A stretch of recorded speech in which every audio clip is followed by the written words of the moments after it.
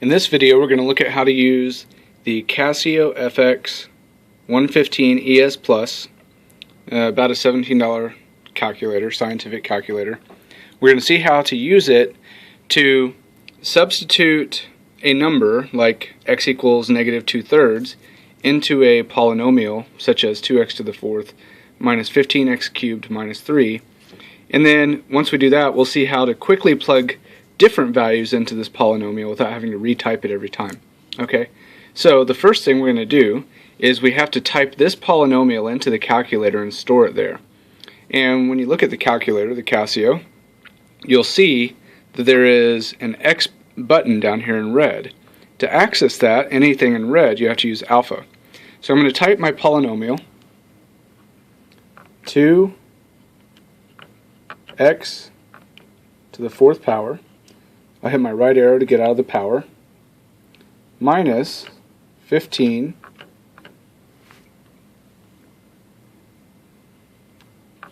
x to the third power, right arrow, minus 3. And then to store that, I'm going to hit equals. When I do this, it's going to give me a number, but we're going to ignore that for now. What it's doing is calculating the value of this polynomial with some number plugged in for x, and we don't care what that number is right now. I have to plug in my own number. So now I've got my polynomial stored. I want to go now and I want to tell it what I want x to be. So I'm going to type negative 2/3, and I'm going to store that into the x variable. It's kind of backwards from the way you write it. I'm going to store negative 2/3 in x. So I come back to the calculator and I just start typing negative 2/3.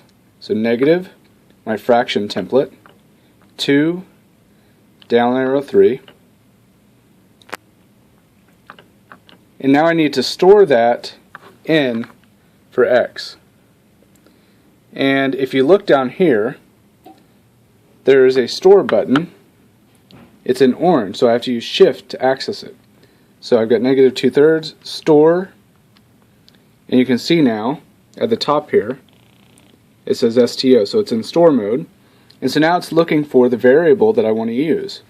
And since it's looking for a variable, I don't have to hit alpha again to access x. I'm just going to hit the x button. And so negative 2/3 is stored in x, and then it just shows you negative 2/3.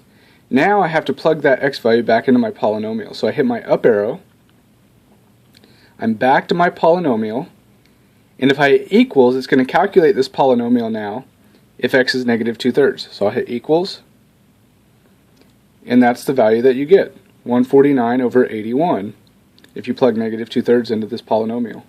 Also, if you don't like the fraction, you can hit the S to D button. That will convert it to decimal. And you can hit it multiple times to get back to the fraction.